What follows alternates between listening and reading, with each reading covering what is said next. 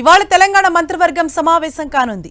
రాజు యువ వికాసం, వానాకాలం పంటకు సన్నద్ధత, ప్రభుత్వ ఉద్యోగుల సమస్యలపై మంత్రులు చర్చించనున్నారు.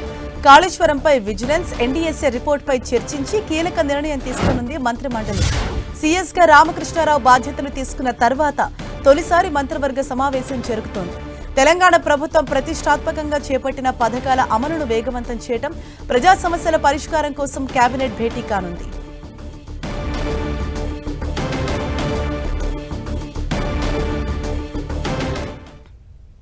ఇదే విషయంపై మరింత సమాచారం మా ప్రతినిధి కరుణాకర్ మనకు అందిస్తారు. కరుణాకర్, ఇవాళ జరగబోయే తెలంగాణ కేబినెట్ భేటీలో ప్రధానంగా ఏ అంశాలపైన చర్చించనున్నారు? ప్రత్యేకంగా భేటీ కాబోతుంది. మధ్యాహ్నం 3 గంటలకు ముఖ్యమంత్రి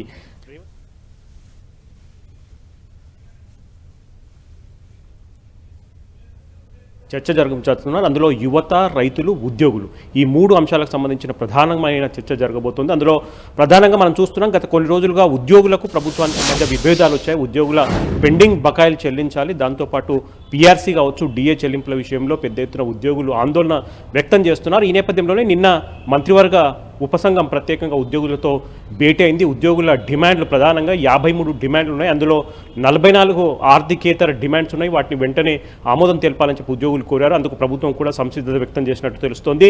దాంతోపాటు పెండింగ్ 5 డిఏలు ఉన్నాయి. దాంట్లో వెంటనే 3 డిఏలు చెల్లించాలని చెప్పి ఉద్యోగులు కోరుతున్నారు. దాంతోపాటు పీఆర్సీ ఫిట్మెంట్ 51% చెల్లించాలని చెప్పి కూడా ఉద్యోగులు డిమాండ్ చేస్తున్నారు. దీంతోపాటు మిగతా 7-8 ప్రధానమైన డిమాండ్లను వెంటనే ప్రభుత్వం తాత్సారం చేయకుండా నెరవేర్చాలని చెప్పి ఉద్యోగులు కోరిన నేపథ్యంలో మంత్రివర్గ ఉపసంఘానికి సంబంధించిన నివేదిక ఈరోజు మంత్రివర్గ సమావేశం ముందుకు రాబోతుంది. మంత్రివర్గం ఉద్యోగులకు సంబంధించిన కీలక అంశాలపై చర్చించి ఆమోదం ముద్ర వేసే అవకాశం కనిపిస్తుంది. దాంతోపాటు ఉద్యోగుల రిటైర్మెంట్ ఏజ్ కూడా పెంచొద్దని చెప్పి కూడా ప్రభుత్వం ఒక ఏడాది పెంచేందుకు యోచిస్తోంది.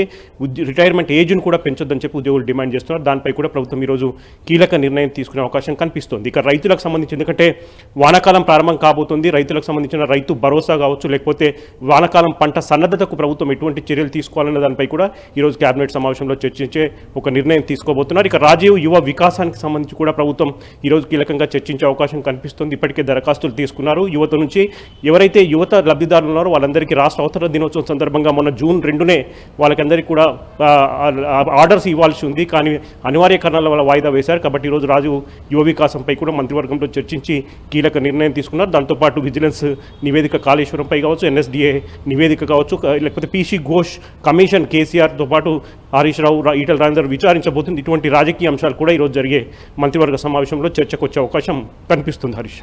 Right, thank you Karunakar.